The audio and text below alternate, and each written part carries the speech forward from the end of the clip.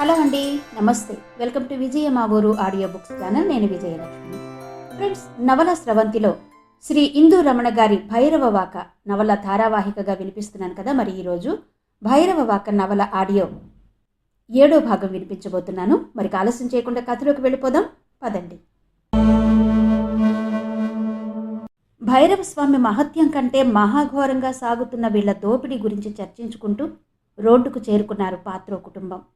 వారితో గైడ్ పాండే లేని లోటు స్పష్టంగా కనిపించింది. అదే మాట అన్నారు పాత్రో తల్లిదండ్రులు. అలా మాట్లాడుకుంటూనే తాము వచ్చిన జట్కా బండి దగ్గరకు చేరుకున్నారు. పనిపిల్ల అరుంధతి గైడ్ పాండే కోసం జట్కా బండి యజమానిని అడిగాడు పాత్రో. ఎవరూ జట్కా దగ్గరకు రాలేదు చెప్పాడతను. పాత్రో తిరిగి వెనక్కి కొంత దూరం వెళ్ళి పనిపిల్లని గైడ్ని విడిచిపెట్టిన పొదల దగ్గర వెతికాడు. అక్కడ వారిద్దరి జాడా కానరాలేదు. ఏమయ్యారు? కొంపదీసి గైడ్ పాండే పనిపిల్లని పాడు చేసి చంపేశాడా? చచ, లేదు, గైడ్ పాండే అలాంటివాడు కాదు. రాత్రి నుండి అతన్ని తాను గమనిస్తూనే ఉన్నాడు. ఎక్కడా అతని ప్రవర్తనలో తేడా కనిపించలేదు. బహుశా స్నానం చేయడానికి పనిపిల్ల అరుంధతిని చందనపురి తీసుకువెళ్ళి ఉంటాడు. కొబ్బరికాయల దుకాణం యజమాని రామయ్యమ్మ దగ్గర ఉంటారిద్దరు అని తనకు తానే సమాధానపరుచుకున్నాడు పాత్రో. రండి, మనం వెళదాం. వాళ్ళు చందనపురి వెళ్ళిపోయి ఉంటారు. మనం వెళ్ళేసరికి పనిపిల్ల స్నానం చేసి బట్టలు మార్చుకుని ఉంటుంది చెప్పాడు పాత్రో. పాత్రో తల్లి భైరవస్వామి దర్శనం దగ్గర చూసిన దౌర్జన్యం, దోపిడీ మరచిపోలేక బాధపడుతూ కోడలు శశికళతో ఏదో చెబుతోంది. పాత్రో తల్లి భార్య శశికళల సంభాషణ అంతా వింటున్న జట్కా బండి యజమాని చెట్టుకు కట్టిన గుర్రాన్ని విప్పుతూ, ఏమైందమ్మా అని అడిగాడు. జరిగిందంతా అతనికి పాత్రో విడమరిచి చెప్పాడు.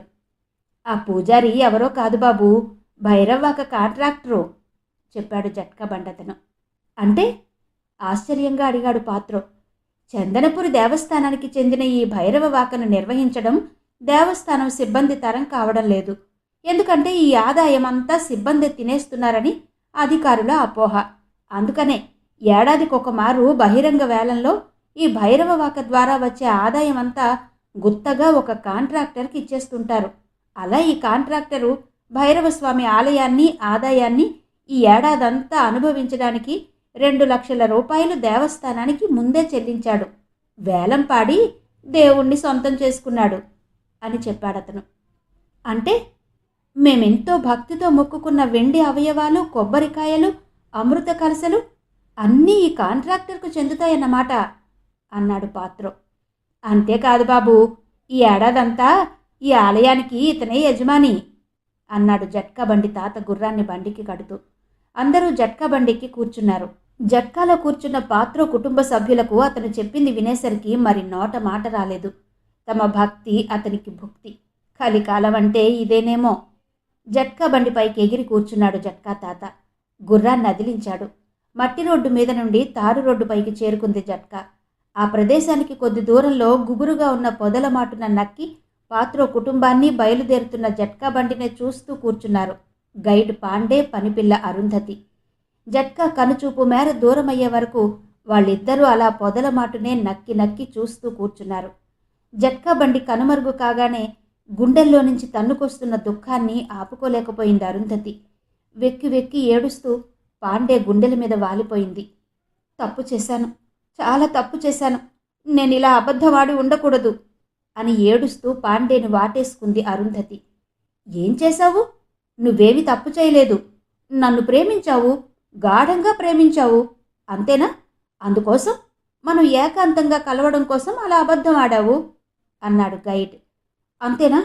నీకు అలానే అనిపిస్తుంది. పాండే కళ్ళలోకి తీక్షణంగా చూస్తూ చెదిరిన కురులు సరిచేసుకుంటూ అంది. నేనున్నాగా నీకేం భయం లేదు అనునయించాడు పాండే. ఏమో, నిన్ను నమ్మాను, నా సర్వస్వం నీకు అర్పించాను. చివరికి నా వాళ్లను కూడా వదులుకున్నాను. బాధగా ఆ పొదల పక్కనే విశాలంగా గుబురుగా ఉన్న ప్రదేశంలో నేల రాలిన పూల చెండును చూస్తూ అంది అరుంధతి. ఏది? ఇప్పుడేగా ఆరగించడం మొదలైంది కొంటెగా అన్నాడు పాండే. నిన్ను అంటూ మీద వాలి అతని బుగ్గల్ని, ముఖాన్ని ముద్దులతో ముంచింది అరుంధతి. అదే అదనుగా ఆమె పెదవులను అమాంతంగా చుంబించి అలా ఆమెను ఎత్తుకుని గుబురు ప్రదేశానికి తీసుకుపోయాడు పాండే. అతని చేష్టల్ని చేతల్ని ఆహ్వానించిందే గాని అడ్డు చెప్పలేదు అరుంధతి. ఇన్నేళ్లు ఎంతో భద్రంగా దాచుకున్న పరువాన్ని పదిలంగా పాండేకి అర్పించుకుంది అరుంధతి. ఇన్నేళ్లు ఊహల్లోనూ ఊసుల్లోనూ పొందిన ఆనందం అనుభవంలోకొచ్చేసరికి మధురంగానే కాదు, మరపురాని సుఖ సంతోషాల్ని ఇస్తుందని తెలుసుకోలేదు. పురుష సాంగత్యంలో ఇంత ఆనందం ఇమిడి ఉందని, పక్వానికొచ్చిన పరువాన్ని సఖుడికి సమర్పించుకోవడంలో ఇంత హాయి ఉంటుందని తానేనాడు ఊహించనైనా లేదు. అరుంధతి ఊహల్లో తేలియాడుతోంది. ఆ అనుభవం ఎన్నిసార్లు పొందినా తనివి తీరడం లేదిద్దరికీ. ఇక నన్ను వదలవా? గోముగా అంది అరుంధతి. వదలడానికా నిన్ను పట్టుకున్నది? 3 ముళ్ళు వేసి నాతో ఉంచేసుకోను? మరింత ప్రేమగా ఆమెను వాటేసుకుంటూ అన్నాడు పాండే. అబ్బా, ఒళ్ళంతా హోనం చేస్తున్నావు. ఎన్ని మార్లిలా? సిగ్గులేదా? పాండేని పక్కకు తోసేస్తూ అంది అరుంధతి. ఉన్నట్టుండి ఏదో అలికిడి. చటుక్కున లేచి కూర్చున్నాడు పాండే. అతనివి పాము చెవులు. చిన్న అలికిడి అయినా పసిగట్టే పదునైన మెదడు. ఎంత దూరంలో ఎవరు కదిలినా, ఏది జరిగినా ఇట్టే పసిగట్టే చురుకైన చూపులతనివి. ఎక్కడో ఏవో గుసగుసలు. సందేహం లేదు, తమకి చేరువలో ఎవరో ఉన్నారు. మనసులో నిర్ధారించుకున్నాడు పాండే. అదేది గమనించని అరుంధతి ఏదో మాట్లాడబోయింది. గబుక్కున ఆమె నోరు నొక్కేశాడు పాండే. కళ్లతోనే అలికిడి చెయ్యొద్దని ఆమెను వారించాడు. నెమ్మదిగా లేచి నిలబడి ఆమెని అక్కడే ఉండమని గుసగుసలు వినిపిస్తున్న వైపు అడుగులో అడుగు వేసుకుంటూ నడిచాడు పాండే. వాళ్లున్న పొదలకు 4-5 పొదల అవతన 2 వ్యక్తులు కూర్చుని ఏదో మాట్లాడుకుంటున్నారు. ఆ ఇద్దరిని తేరిపార చూశాడు పాండే. ఇద్దరికీ పిల్లి గెడ్డాలున్నాయి. వారి మాట, వేషధారణ చూస్తుంటే ముస్లింల్లా ఉన్నారు. నిస్సందేహంగా వారే. హిందూ దేవాలయం ఉండే ప్రాంతంలో వీళ్ళు ఎందుకొచ్చినట్టు? పాండేలో కుతూహలం పెరిగింది. నెమ్మదిగా వారున్న పొదకి యువతలి పక్కన నక్కి కూర్చున్నాడు. వాళ్ల మాటలు స్పష్టంగా వినిపిస్తున్నాయి. ఉర్దూలో సంభాషించుకుంటున్నారు. పాండేకి ఉర్దూయే కాదు, హిందీ, ఇంగ్లీష్, ఒరియా, తమిళం, మలయాళం తదితర భాషలు అనర్గళంగా మాట్లాడగలడు. ఏ వేషం వేసినా, ఏ ప్రాంతం వెళ్ళినా ఆ ప్రాంతం వ్యక్తిలా భాషా వేషం మార్చడం పాండేకి వెన్నతో పెట్టిన విద్య. అంతర్జాతీయ ముఠాలో సభ్యుడిగా దోపిడీలకు పాల్పడే పాండేకి వాళ్ల సంభాషణ అంతా అర్థమైంది. ఆ ఇద్దరి మాటలను బట్టి పెద్ద విధ్వంసమే జరగబోతోందని అర్థం చేసుకున్నాడు. చందనపురి దేవాలయంలో వాళ్ళిద్దరూ మానవ బాంబులుగా క్యూలైన్లలో ప్రవేశించి భక్తులతో కిటకిటలాడుతున్నప్పుడు తమను తాము ఆత్మాహుతి చేసుకుని అల్లకల్లోలం సృష్టించడానికి వచ్చిన తీవ్రవాద సంస్థకు చెందిన సభ్యులు. పాండేకి ముచ్చెమటలు పోశాయి. ఏం చెయ్యాలో అర్థం కావడం లేదు. అదే సమయంలో అరుంధతి పాండే దగ్గరకొచ్చింది. గభాలున ఆమెను చెయ్యి పట్టి క్రింద కూర్చోబెట్టి శబ్దం రాకుండా అరుంధతిని ఒడిసి పట్టుకుని వాళ్ళిద్దరినే గమనిస్తున్నాడు పాండే. ఆ ఆగంతకులిద్దరూ తాము ధరించిన బట్టలు తీసేసి అచ్చమైన హిందువుల్లా తయారయ్యారు. బ్యాగ్లో రేజరు తీసి ఒకరికొకరు తమ పిల్లి గెడ్డాల్ని తీసేసుకున్నారు. నుదుటిన విభూతి రేఖలు దిద్దుకున్నారు. తేరిపార చూశాడు పాండే.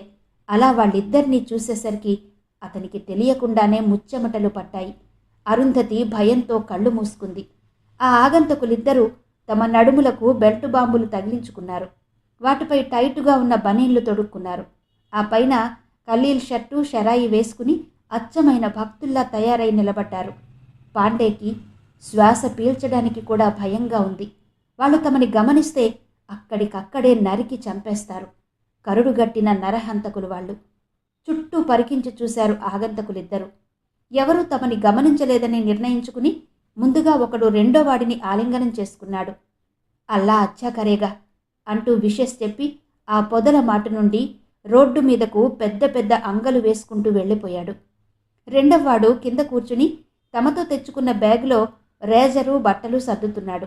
పాండేకి బుర్ర చురుగ్గా పనిచేయడం ప్రారంభించింది. ఏదో ఒకటి చెయ్యాలి. 6 నెలల తమ పథకం వీరిద్దరి వలన బూడిదలో పోసిన పన్నీరవుతుంది. కొన్ని 100 మంది భక్తులు వీరి వలన ప్రాణాలు కోల్పోవచ్చు. ఆ మృతుల్లో తమ ముఠా సభ్యులందరూ ఇరుక్కోవచ్చు.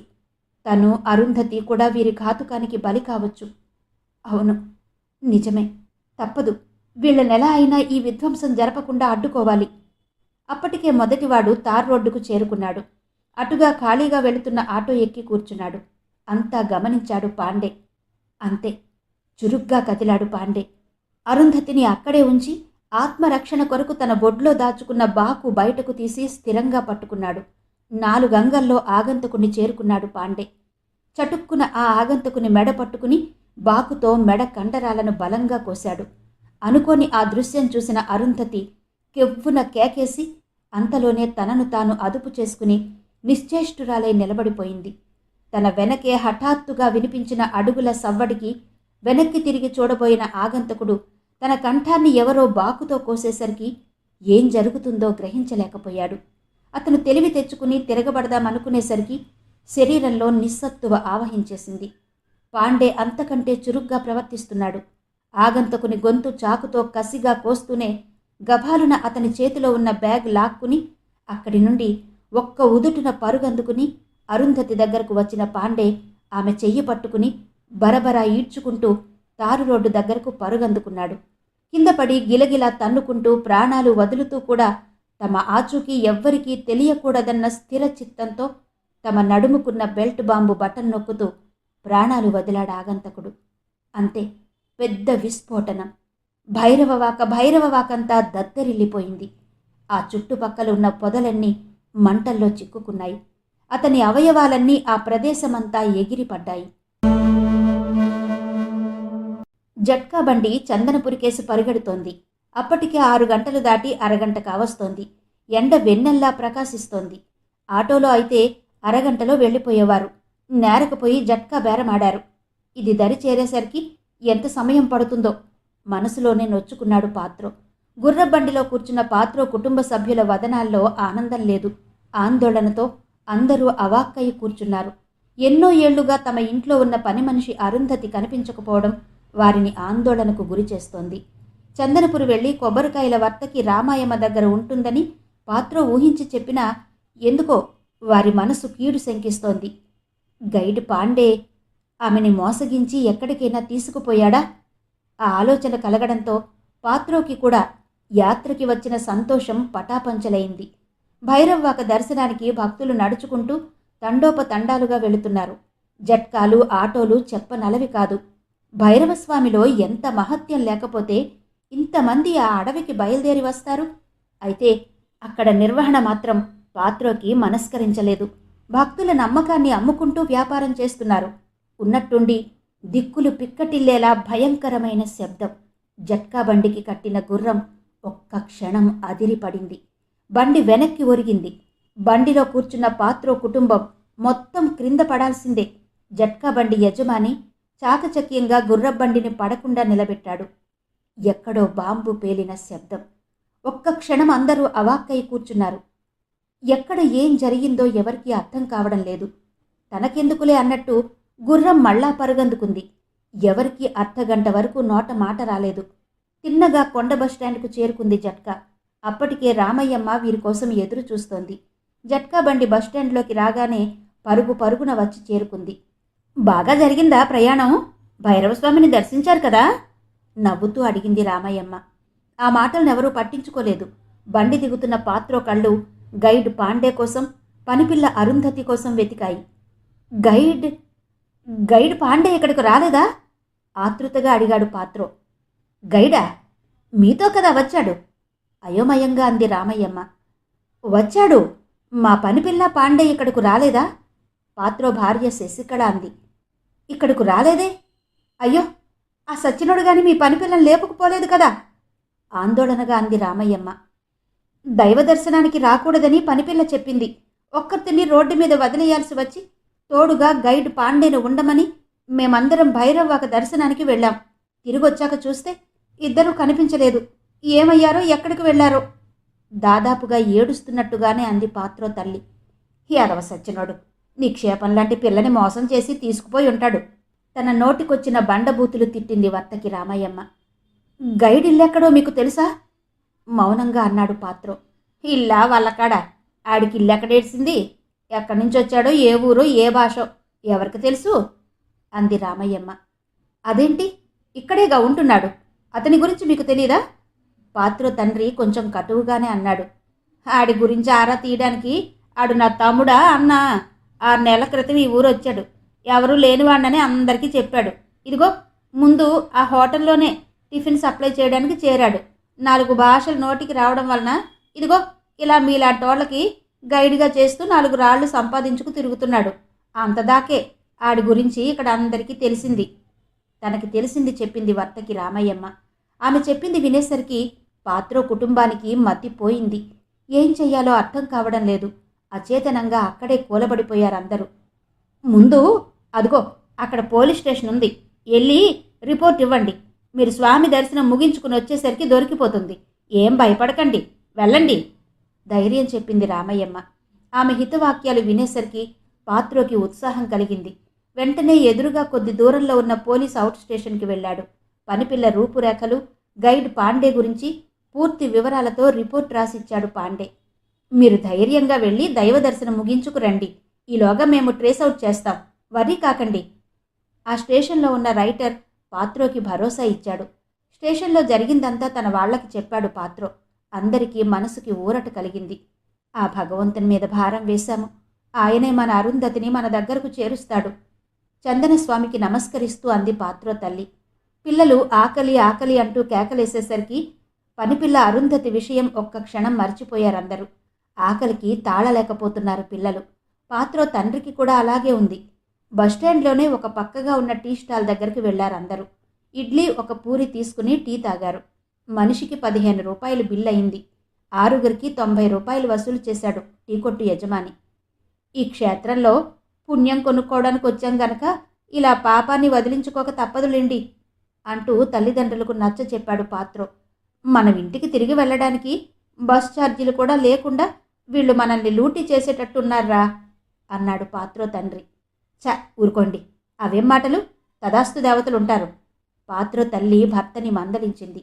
ఇంతలో కొబ్బరికాయల వర్తకురాలు రామయ్యమ్మ వారికి ఎదురొచ్చింది. కొండపైకి వెళ్ళడానికి పూజా సామాగ్రి అంతా రెడీ చేశాను, మీరు వేగంగా వెళ్తే బాగుంటుంది. లైన్లో వెళ్ళి స్వామి దర్శనం చేసుకునేసరికి ఎంత టైం పడుతుందో ఏమో అంటూ గాభరా పెట్టింది. ఆమె ఇచ్చిన పూజా సామాగ్రి తీసుకున్నారు. కొండపైన చందనస్వామికి, ఆండాళ్ళమ్మవారికి పూజా సామాగ్రి ఇచ్చింది. తాము తీసుకుని వచ్చిన సామాన్లు ఆమె దగ్గర ఉన్నవి అన్నీ తీసుకుని లెక్క చూసుకున్నారు. పనిపిల్ల అరుంధతి లేని లోటు కనిపించింది.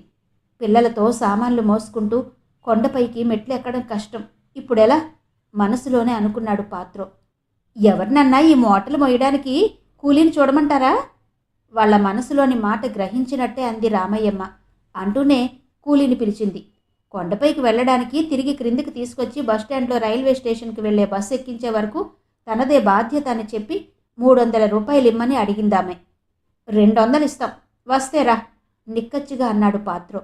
ఇప్పుడు మీతో బయలుదేరి మీరు గుళ్ళోకి వెళ్ళి దర్శనం చేసుకున్న వరకు బయట కుక్కలా కాపలా కాస్తూ కూర్చుని తిరిగి కిందకొచ్చి బస్టాండ్లో మిమ్మల్ని బస్సు ఎక్కించేసరికి రాత్రి అవుతుందో అపరాత్రి అవుతుందో చెప్పలేం. అంతవరకు మీతో ఉండాలి. 200 అంటే ఎలా కుదురుద్దండి? గుక్క తిప్పుకోకుండా చెప్పింది ఆవిడ. పోనీలేరా, మరో 50 ఇద్దాంలే. పాత్రో తండ్రి అనేసరికి ముక్కుతూ మూలుగుతూ సామాన్లు అందుకుందామె. పెద్ద సూట్ కేసు, 2 బ్యాగులు, పూజా సామాగ్రి బ్యాగ్ ఆమెకిచ్చి చిన్న బ్రీఫ్ కేసు పాత్రో పట్టుకున్నాడు. అందులోనే దేవాలయంలో దేవుడి హుండీలో వేయాల్సిన ముడుపులు, మొక్కుబడులు, ఖర్చులకు తెచ్చుకున్న నగదు ఉంది. చందనపురి చందనేశుడికి ఎన్నో ఏళ్ల క్రితం మొక్కుకున్న మొక్కులు ముడుపుల రూపంలో పసుపు గుడ్డతో ముడి కట్టడం ఉత్తరాంధ్ర భక్తులకు అలవాటు.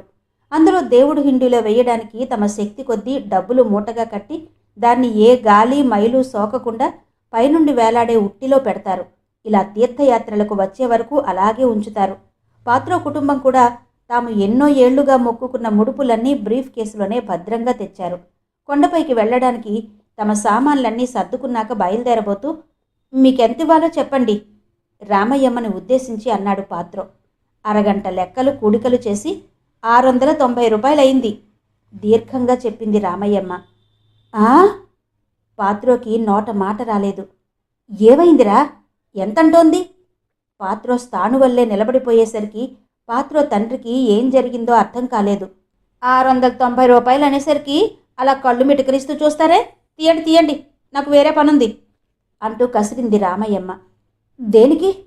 ఏం మాట్లాడాలో అర్థం కాలేదు పాత్రోకి. నిన్నటి నుంచి మీకు సేవలు చేస్తూ సపర్యలు చేయడానికి మేం మీ పాలోళ్ళమా పాకివోళ్ళమా? వాళ్ళని గదమాయించింది రామయ్యమ్మ. అలా గదమాయిస్తావే, మగాడన్న గౌరవం లేదా? పాత్రో భార్య శశికళకు కోపం వచ్చింది. భర్తను ఆమె అంత చులకనగా మాట్లాడుతుంటే చూడలేకపోయింది. మనుషుల్లో మంచితనాన్ని గౌరవించే పాత్రో ఎప్పుడూ ఎవరి మీద కళ్ళెర చేసిన పాపాన పోలేదు. ఇన్నేళ్ల తమ కాపురంలో భర్త మనస్తత్వం, మంచితనం తెలిసిన శశికళ అంతవరకు ఒరియా సంప్రదాయ పద్ధతిలో తల నిండుగా ముసుగు కప్పుకుని అమాయకంగా ఉందేగాని తేడా వస్తే ఊరుకునే మనిషిని కానని చెప్పకనే చెప్పింది. శశికళ గొంతు విని రామయ్యమ్మ మరింత గట్టిగా అరిచింది. ఎక్కడి నుంచి వచ్చావమ్మా? అలా నా మీద తిరగబడుతున్నావు? ఉదయం భైరవ్వాకి ఇచ్చిన పూజా సామాగ్రికి, ఇప్పుడు తీసుకెళ్తున్న పూజా సామాగ్రికి, రాత్రి మీరు బస చేయడానికి తుంగచాపలకు అద్దే, మీకు క్షణక్షణం ఏం కావాలో అందించడానికి మేమందరం మీకు అచ్చున్నామా? తీమన్ని మొగుణ్ణి 690 రూపాయలు ఇక్కడ కక్కి వెళ్ళండి. గయ్యిమంది కొబ్బరికాయల వర్తకి రామయ్యమ్మ. ఆళ్లతో గొడవ పడకండమ్మా, తప్పదు. వాళ్ళు ఎంత ఇవ్వమంటే అంతా ఇవ్వక తప్పదు.